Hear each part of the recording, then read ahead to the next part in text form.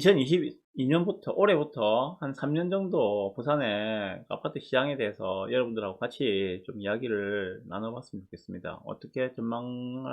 저는 어떻게 전망을 하고 있고, 뭐 우리 구독자분들은 또 어떻게 전망을 하고 계시는지에 대해서 좀 같이 이야기를 나눌 수 있는 시간을 가졌으면 좋겠습니다. 그래서 가져온 기사들인데, 이걸 제가 몇 번 하려다가 못하고 이제야 하게 됐는데, 일단 보시죠.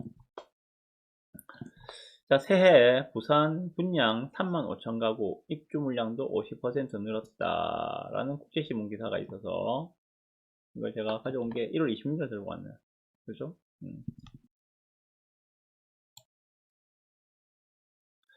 이민년인 22년 부산에서는 약 35,000 가구의 아파트가 분양한다. 그렇다고 합니다. 이거는 팩트체크를 해봐야 됩니다. 실제로 하는지 안 하는지는 몰라요. 이렇게 예상은 하지만은 실제로 이렇게 하는지 더 할 수도 있을 것이고 덜 할 수도 있습니다. 그거는 확인해봐야 되는 거고. 1일 부동산 서베이에 따르면 올해 부산에서 분양할 아파트는 35,797가구로 집계되었다라고 하네요. 부동산 서베이 조사 자료입니다. 그죠? 지난해 분양한 물량은 7,100가구라는 거죠. 7,100가구보다 약 5배 늘어난 물량이다. 작년에 해야 되는데 못해서 밀려난 것들도 있겠죠. 이영래 부동산 서베이 대표님은 매년 부산에서는 약 2만 가구가 분양하는데 지난해에는 민간택지 분양가 상한제 부활과 재개발 재건축 일정이 지연되면서 상대적으로 공급량이 적었다. 이러한 기저효과로 올해 분양 물량이 증가할 것으로 보인다면서 전국 민영 아파트 분양도 지난해 대비 50% 가까이 늘어난 40만 가구에 달할 것으로 보인다 라고 설명했다. 자, 여기서 일단 한 가지 먼저 봅시다. 지난해 분양한 물량이 7,100가구랍니다. 그러면 이 말은 뭡니까?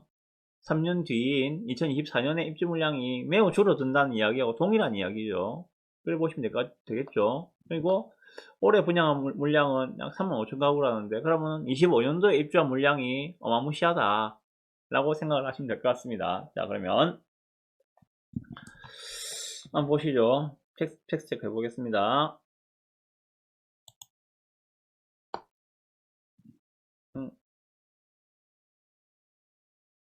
22년 주요 분양 예정 단지 해가지고 가져왔는데 한번 보시죠. 얼마나 되는지 이제 보이시죠? 내용들 제가 안 보실지도 몰라서 읽어드리겠습니다. 자, 예상입니다. 이게 될 수도 있고 안 될 수도 있어요. 빠진 게 있을지도 모르겠는데 제가 한 가지는 지금 빼놨는데 이 중에서 지금 한 가지 빼놨는데 저 우암 2구역입니다. 우암 2구역이 지금 아직까지 결론이 안 난 것 같아서 올해 분양을 할 수 있을지 있을지 없을지 저는 확신이 안 서서 일단 빼놨는데 그거 빼고 얘기합시다. 우암 2가 3000세대거든요. 3000세대인데 일단 그거는 논의를 해놓고 얘기해 봅시다. 자, 올해 분양할 단지들입니다. 동래구 레미안 프레스티지 분양했죠. 4000세대짜리. 요거는 입주가 근데 2024년 9월입니다. 25년 입주 물량이 아닙니다. 이거는 24년 입주 물량. 진구의 양정 1구역. 요거는 올해 4월달에 하겠죠. 3월달쯤에 허그하고 합의만 되면은 4월달이나 뭐 5월달에는 하지 않겠나 싶습니다. 요거는. 이거는 완전히 이제 가시권에 들어온 것들이거든요. 2200세대. 남구의 대연 3구역. 요것도 4400세대짜리인데 요것도 올해 할 가능성이 매우 높습니다. 이거는. 그 다음에 광안 2구역.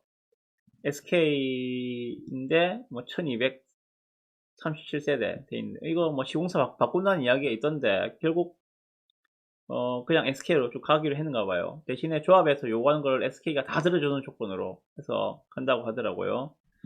고급화하는 거죠. 완전 고급화 해가지고 뭐 하이엔드 브랜드로 짓겠다. SK는 하이엔드 브랜드가 없죠. 그런데도 불구하고 최고급으로 짓겠다. 그런 뭐 조건을 받아들여서 그냥 그대로 간다고 하던데 광안 2구역이 뭐 올해 일반 분양을 할지 안 할지는 모르겠습니다만은 한다 하더라도 저는 하반기 이후에나 하지 않겠는가 생각이 듭니다. 이거는 조합원 분들이 이제 조합원이 제 지인이라서 제가 물어보니까 그렇게 이야기를 하시더라고요. 하여튼 광안 2구역 다음에 안락 1 재건축 이건 충무 아파트 재건축인데 이건 아마 올해 일반 분양이 가능하지 싶습니다. 그리고 사상 쪽에 있는 언궁 1구역, 언궁 3구역 이것도 하지 싶어요. 이거 두 개 합치면 한 3000세대 나오거든요. 그 다음에 동구에 범일동 푸르지오 요거는 뭐 재개발 재건축이 아닙니다. 부지를 갖다가 대우에서 매입을 해가지고 지금 하는 거고 1300세대짜리. 다음에 지주택 중에 서구 송도에 있는 이편한 송도 더 퍼스트 요것도 올해 분양을 할 것 같습니다. 다음에 이 적어놨는데 좌천 범일 통합 2지구 2600세대짜리인데 요거는 안 될 것 같아요 올해.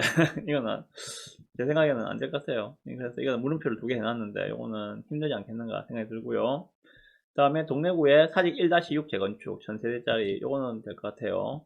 그 다음에 진구에 단감 3익 재건축 이번 금요일날 단감 3익 올라갈 건데 같이 가보고 말씀드릴 거예요. 이것도 아마 올해는 힘들 것 같습니다. 그냥 1400세대 되는데 이것도 안 될 거라 보시는 게 맞는 것 같고.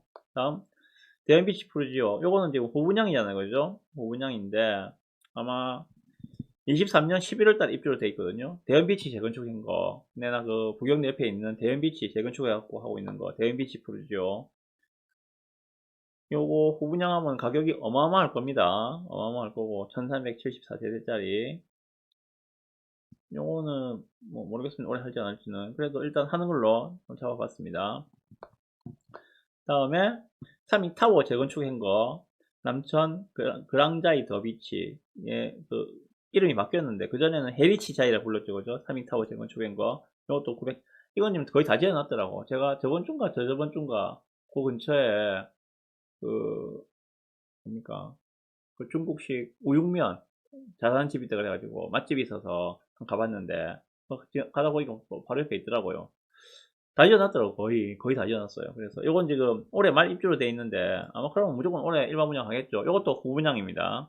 그 다음에 강서구에 있는 에코제 자시티 올해 예정된 물량이 지금 9722세대라고 하는데 자 이게 쭉 한번 보시죠. 다 모으면은 지금 이게 다 모으면은 36,000세대예요.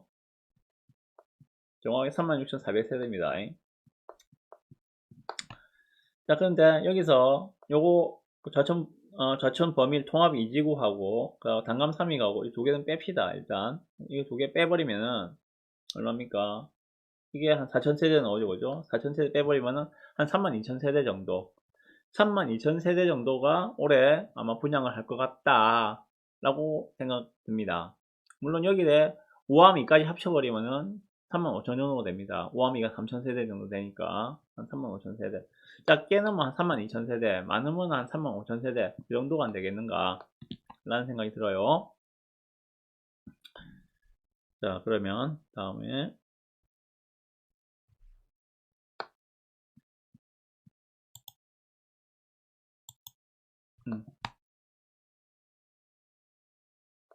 요거는 지인에서 부동산 지인에서 제가 따온 건데 자, 부산 입주 물량표입니다. 한번 보시죠. 22년도 21년부터 봅시다. 21년 이거 저번에 소개해 드렸는데 한 번 더 리비전 했기 때문에 한 번 더 보여드리는 겁니다. 부산은 인구 335만에 서울 다음에 거제 도시입니다. 지금 요즘은 근데 인천하고 거의 인구수가 비슷하죠. 인천도 요즘에 300만이 넘어가지고 부산하고 삐까삐까한데 예전에는 인천이 그래 안 많았는데 인구가 인구 많이 늘었더라고. 왜 그래 늘었을까요? 왜 그래 늘었을까요? 서울에서 많이 내려갔거든요. 서울 집값 비싼데 예를 들어서 뭐 강서구 저 마곡 쪽이나 그죠? 마곡 쪽이나 뭐 아니면 저 구로구나 이런데 출퇴근하는 사람들 인천에서 출퇴근이 되거든요. 그러니까 비싼 서울에 안 살고 인천에서 출퇴근하는 거지. 인천 집값이 싸니까. 그래서 인구가 많이 늘어났어. 인천 같은 경우에는. 부산은 오히려 수도권을 뺏기고 있죠. 수도권과 서울로 뺏기고 있는 도시이고. 지금 부산은 인구 335만을 자랑하는 그래도 아직까지는 제2의 도시입니다. 21년도 입주 물량이 23,000세대, 22년도 입주 물량이 27,500세대, 27,600세대로 보면 되겠다, 그죠? 올해가. 지금 21년도 요 입주 물량에는 저 동네 레미안 아이파크하고 그 동네 SK 3차가 포함되어 있는 물량입니다. 물론 12월 거의 말부터 입주가 시작되었습니다만은 일단 21년이기 때문에 입주 시작 시점이 요거는 이 물량 안에는 동네 레미안 아이파크 3,800세대하고 동네 SK 3차가 여기 포함되어 있는 물량입니다. 어떤 분들은 뭐 22년도 물량에 입주 물량을 넣던데, 그러면 이게 한 32,000세대가 되거든요. 그렇게 이해하시면 돼요. 중간에 물려있기 때문에 그랬는데, 기준은 잡아야 된다고 생각합니다. 기준이 입주 시작이 12월 30일에 시작됐거든요. 동네 레면 아이파크가. 그러면 당연히 이건 21년 물량을 잡아야죠. 물론, 이펙트를 주는 데는 22년이겠지만은. 하여튼간에 21년도에 23,000, 22년도에 27,000, 23년도에 24,000, 24년도에 11,500. 요 안에는 11,500 안에는 온천 레미안, 레미안 프레스티지도 포함되어 있는 물량입니다. 자, 보시죠, 그러면. 22년도, 23년도는 물량이 좀 많은 편입니다. 그죠? 1년도도 뭐 작은 물량은 아닙니다만은, 22년도, 23년도 좀 많은 편입니다. 그런데 24년도에는 지금 물량이 확 줄어들었어요. 요건 팩트입니다. 앞에 국제신문 기사에도 보셨지만은 지난해 7,100가구 분양했다 그랬잖아요. 그죠? 7,100가구. 여기에다가 지금 24년도 9월달에 입주할 레미안 프레스티지 4,000세대 합쳐버리면은 11,000이 나오잖아요. 그죠? 그래서 잡힌 물량이 어디 갔나? 요거거든요. 그죠? 그래서 잡힌 물량이 11,500입니다. 자, 그러면 분명한 거는 23년도까지는 물량 과공급 구간이다, 부산이. 그런데 24년에는 과소공급이다. 그래서 우리가 예측을 하고 싶은 게 뭔가 하면은, 그럼 25년은 어떻는가? 그러면 22, 23, 24, 25년까지 다 볼 수가 있잖아요. 가장 기본에 두고 볼 게 물량이기 때문에, 입주 물량이기 때문에, 그렇게 말씀드리는 거예요. 자, 그러면 24년은 11,000가구 정도 된다. 25년은 얼만가? 앞에 보셨던 거 다시 정리해 봅시다. 그러면은 25년 입주 물량이 궁금하시면은 뭘 말씀드렸습니까? 제가 22년 올해 분양하는 주요 물량을 보시라 말씀드렸죠. 그죠? 자, 그럼 여기서 봅시다. 전체 36,000 중에서 대연비치하고 삼익타워 재건축하고 요 두 개는 합치면 이게 한 2,500 정도 되겠다. 그죠? 2,500 정도. 요거는 23년 입주, 22년 입주기니까 이거 뺍시다. 그러면은 한 34,000 됩니다. 그죠? 34,000. 거기서 레미안 프레스티지 요거는 24년 9월달 입주니까 4,000 뺍시다. 그러면 3만이 되겠죠. 그죠? 3만. 맞죠? 다음에 액츄얼하게 25년도에 입주 물량은 약 3만 세대라고 보시면 될 것 같아요. 약 3만 세대. 어마어마하죠. 짝 물량이 아닙니다. 3만 세대면은 22년도, 23년도 한 2만 4천, 2만 7천이었고 24년도에는 11,000으로 내려갔다가 25년도에 다시 3만원 늘어납니다. 그럼 어디가 주로 늘었는가 봅시다. 가장 크게 늘은 게 강서구에 있는 에코델타시티거든요. 에코델타시티는 총 38,000세대인가라다가 앞으로 계속 지금 집어넣는 걸로 되어 있잖아요. 그죠? 근데 올해 예정된 게 지금 9,700이다. 거의 만이라 보면 되겠죠. 그러면은 강서구 에코델타만 빼고 생각해 봅시다. 에코델타를 빼버리면 어떻게 됩니까? 2만 세대예요. 2만 세대. 그러면 25년도에 입주할 물량은 2만 세대다. 에코델타 빼고 고래 보시는 게 저는 정확할 거라고 생각합니다. 자, 그러면은 에코델타 만세대가 사실상 25년부터 이제 거의 만세대씩 계속 들어올 거라고, 25, 26, 27, 28년까지 해가지고 한 4년 정도 해서 거의 만세대 가까이씩 쭉쭉쭉 들어올 겁니다. 자, 그러면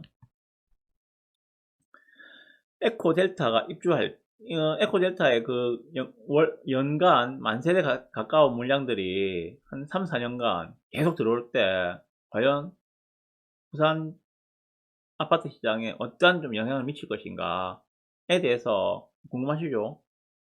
궁금하시죠? 예. 저는 그게 궁금하더라고.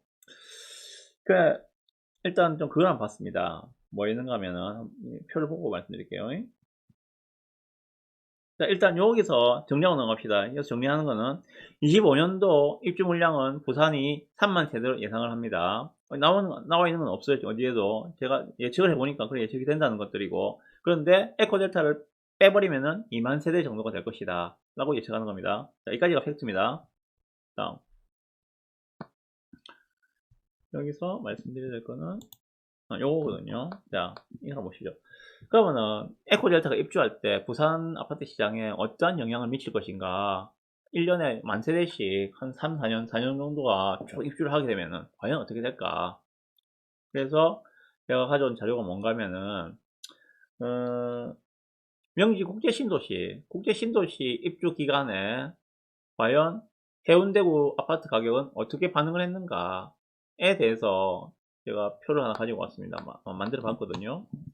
보시면 그 명지 국제신도시가 실제로 입주를 시작한 게 13년, 14년, 15년, 한 16년 정도 4년 정도 입주를 쭉 진행했더라고요.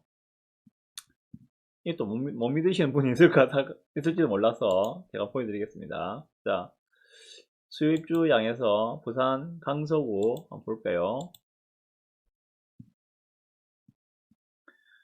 부산 강서구의 주요 입주 물량이 지금 23년 보이시죠, 그죠?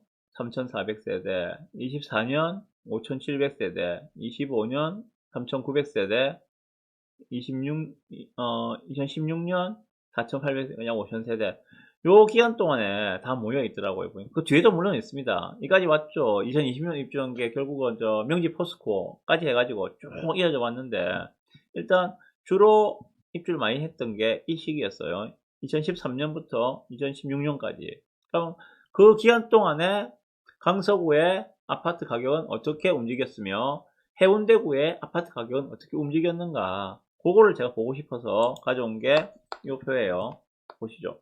2013년 1월부터 2016년 12월까지 쭉 나타낸 겁니다.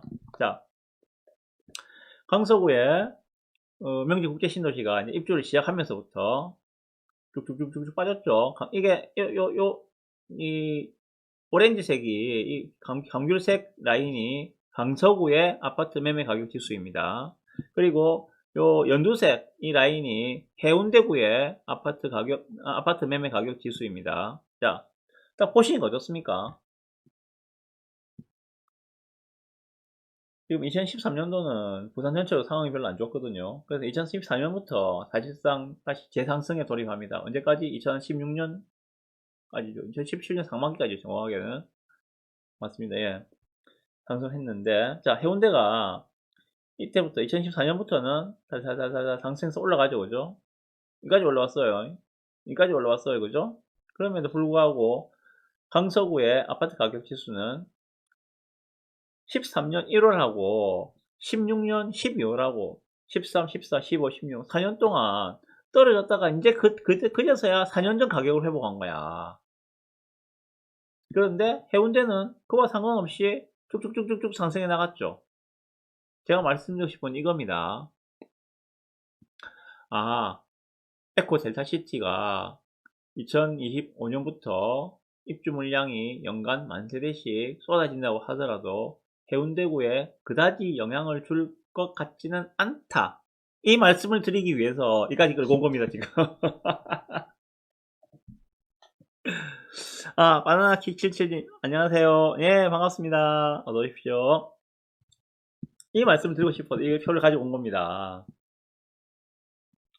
실제로 뭐 액츄얼하게 정리되지 않습니까? 근데 뭐 같이 과거가 또 반복이 될지 안 될지 그에 대해서는 저는 뭐 확답은 못 드리겠습니다만은, 적어도 과거의 지표를 보니까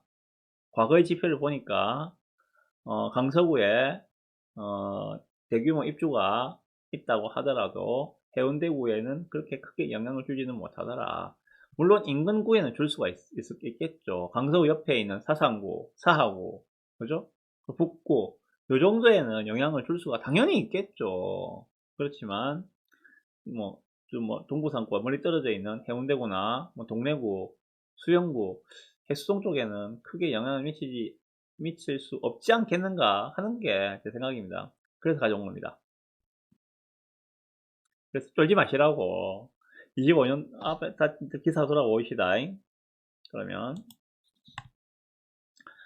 부산에서 분양할 아파트가 올해 35,000이라 하는데, 실제로 25년도에 입주할 물량은 에코델타 빼고 나면 2만밖에 안 된다. 2024년도에 입주 물량은 한 1만 11,500, 12,000을 봅시다. 24년도에 12,000, 25년도에 2만. 에코델타 빼고입니다. 에코델타 넣는다 하더라도 3만인데 에코델타 빼면 2만이니까 에코델타가 입주한다 하더라도 해운대구에는 크게 영향을 못 미치더라. 상급지에는 크게 영향을 못 미치는 것 같다. 이게 제가 내린 결론입니다. 그 말씀을 드리고 싶어서 가져왔습니다. 자, 그러면 대책을 세워야겠죠, 그죠? 어떻게 할 건지. 26년 물량은 어떻게 될까요? 25년까지 우리 예상을 해봤습니다. 그죠? 26년 물량은 어떻게 될까요? 그거는 23년도에 얼마나 분양을 할 건가에 달라지겠죠. 그죠? 그런데 23년도에 지금 입주가 많습니다. 그죠? 22년, 23년 지금 입주 물량 과다 구간이에요. 그런데 건설사가 그러면은 그 입주 물량 과다 구간 속에서 미분양의 위험을 감수하고 대량으로 분양을 할 수 있을까요? 건설사가 제일 겁내는 건 미분양 아닙니까? 그죠? 그거는 이제 뭐 시행사인 조합에서도 마찬가지겠죠. 그래서 항상 조합하고는 시공사하고는 뭐 가격을 어떻게 얼마 잡을 건지 가지고 막 이야기도 하고 뭐 그렇게 하는 것 같던데, 미분양 리스크는 정말 큰 것들이거든요. 미분양이 많이 쌓여버리면 그 조합원들 다 뭐 부담으로 돌아가기 때문에 못자는 동 일반 분양에서 털어내려고 많이 할 거라고요. 그런데 23년도에 만약에 분위기가 안 좋아졌다, 입주 물량도 많고 분위기도 확 죽었는데 그런 상황 속에서 분양을 많이 할 수 있을까요? 절대 저는 많이 못한다고 생각합니다. 자, 그러면 26년도 입주 물량도 많을 수가 없다는 거예요. 많을 수가 없습니다. 당연한 거 아니겠습니까? 그러면 24년, 25년 2만이나 보고 26년에도 절대 2만 세대를 넘을 수가 없을 것이다. 입주 물량이. 이게 제가 낸 결론입니다. 그렇게 말씀을 드리고 싶습니다. 그래서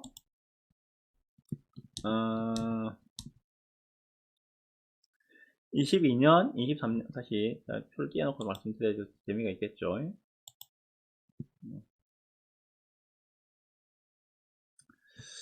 자, 22년, 23년 요 입주 물량 과다 구간에서 전세가는 당연히 약세를 보이겠죠. 그러면은 매정갭이 커지겠죠, 그죠? 전세가가 약세를 보이면은 매매가가 만약에 안 떨어지고 보합을 유지한다 하더라도 매정갭은 커지겠죠. 전세가가 떨어지게 되면은. 전세가를 잡을 수 있는 방법은 입주 물량이 가장 크거든요, 그죠?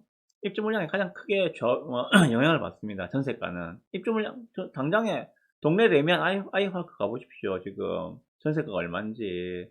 5억 정도 하면은, 5억 미만도 있는 걸로 제가 알고 있는데, 5억 정도면은 12억짜리, 실제로 그래 된 게, 그죠? 12억짜리 갖다가 5억이면은 전세 살 수 있다고. 그 옆에 있는 사지 롯데 캐슬이, 사지 롯데, 사롯이 전세가가 통상적으로 한 7억 정도 하는 거였거든요. 그런데 동네 레미안이 지금 전세가가 5억에 넘으면은 사지 롯데 7억 전세가 유지가 되겠습니까? 저는 절대 안 된다고 생각합니다. 유지가 떨어질 거거든요. 그래서 전세가는 입주 물량에 무조건 영향을 받게 되어 있습니다. 입주 물량이 많아지면은 전세가는 떨어질 수밖에 없고, 전세가가 떨어진다는 이야기는 매매가와 전세가의 갭이 커진다는 이야기죠. 그죠? 매매가와 전세가의 갭이 커진다는 것은 어떤 의미를 가질까요? 일단 투자자는 들어올 수 없겠죠. 갭이 너무 크니까 투자자는 들어올 수 없는 상황이 될 것이고. 다음에 제가 저번 시간에 저번 시간에 말씀드린 것 같은데, 평균 전세가율로 수렴을 하고 할 겁니다. 다시 말해서 매정값이 너무 크면은 전세가율이 너무 낮잖아, 그죠? 너무 낮으면은 전세가율이 평균 전세가율로 올라가려는 경향을 보일 거라고요. 그 말은 전세가가 상승을 하든지 매매가가 떨어지든지 두 개가 동시에 나타날 수도 있겠죠. 그렇지만 어느 게 더 많이 나타나는지 그거는 개별 단지마다 다른데, 그건 제가 지금 공부를 하고 있거든요. 그 결과가 나오면 한번 말씀드리겠습니다. 대표적인 단지 뭐 찾아보면 돼요. 저 센텀파크하고 그리고 저 해운대자이하고 요거 단지들이 보면은 공부하기 참 좋던데, 고객론으로 들어가서 한번 보십시오. 평균 전세가율을 넘어섰을 때 어떤 흐름을 보였는가, 매매가가, 전세가는 어떤 흐름을 보였는가, 평균 전세가율을 하향을 할 때 매매가율과 전세가는 어떤 흐름을 보였는가를 한번 공부를 해보십시오. 해운대구가 참 공부하는 데 재미있거든요, 보면은. 일단 그렇게 말씀드리고, 자, 그리고 마지막 결론을 말씀드리겠습니다. 22년, 23년 입주물량 과다구간에서는 전세가는 약세를 보일 것이고 매정갭이 커진다. 그래서 투자수 진입도 어렵고 매매가도 약세를 보일 것이다. 근데 반대로 서울은 22년, 23년, 24년까지 입주물량 극소구간입니다. 그래서 전세가가 강세를 보이겠죠, 당연히. 입주물량 없으면 전세가는 무조건 올라가게 되어 있습니다. 전세가가 올라가면은 매매가와 전세가의 갭이 더 줄어들겠죠. 그래 되면은 매매가는 밀려 올라갈 가능성이 매우 높습니다. 물론 가격이 많이 올랐다면은 전세가가 올라가더라도 한계는 있겠지만은, 그죠? 그래서 밀려 올라갈 가능성이 매우 높습니다. 자, 그러면은 매매가가 서울이 다시 밀려서 올라간다면, 전세가가 올라가면서 매매가를 밀어버리면서 다시 매매가가 올라간다면은, 서울과 부산이 안 그래도 지금 갭이, 가격 차가 크다고 이야기 많이 하는데, 나중에는 결국, 부산이 왜 싸 보이지 하는 현상이 나타나는 경우가 언제 나타날 건가? 저는 23년도 내년 말이나 내후년 초반 되면 나타날 거라 생각이 듭니다.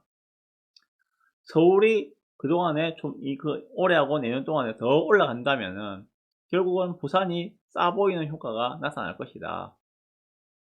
그러면 그 시점이 바로 투자자들이 들어올 타이밍이다. 물론 그때가 되면은 조정지역도 다 풀려 있겠죠. 올해 일부 조정지역이 풀릴 것이고, 해수동도 내년에는 안 풀려주겠습니까? 부산이 이렇게 계속 이제 매매가도 보합 내지는 하락을 하게 되고 그렇게 한다면 풀어주겠죠. 그러니까 조정지역도 풀리고, 서울이 올해 내년 더 올라간 것에 비해서 부산이 만약에 보합이거나 하락을 한다면은 가격 차이 너무 커지니까 그 갭을 싸게 보이는 효과가 나타날 것이고, 그 갭을 메꾸고자 하는 것도 요구도 있겠죠. 그렇기 때문에 투자의 적기가 바로 23년도 하반기가 아닌가. 이게 제가 내는 결론입니다. 그 말씀을 드리기 위해서 이게 힘들게 왔어요.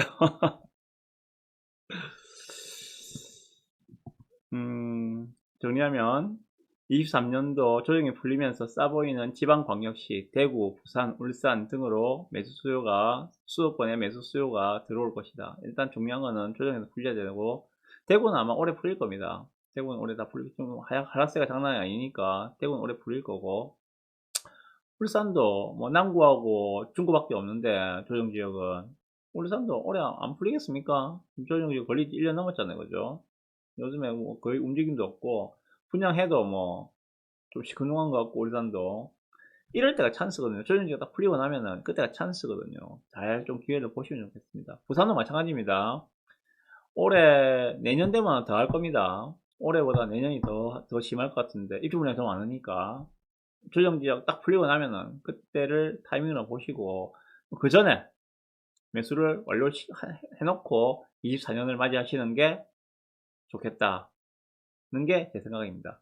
너무 빨리는 들어가지 마시고, 물량 구간이 올해가 내년에 물량 구간인데, 물량 구간에서 얼마나 빠질지는 아무도 몰라요. 그거는 과거 사례를 통해서 예측은 할 수 있겠지만은 아무도 모릅니다. 실제로 그거는 그대로 되풀이는 보장은 없지 않습니까? 그래서 드리는 말씀입니다.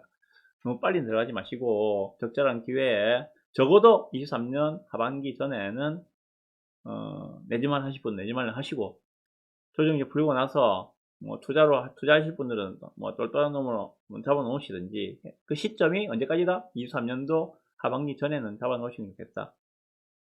그렇게 부산의 22년, 23년, 24년, 25년 전망을 하겠습니다. 네, 그렇게 말씀드리겠습니다.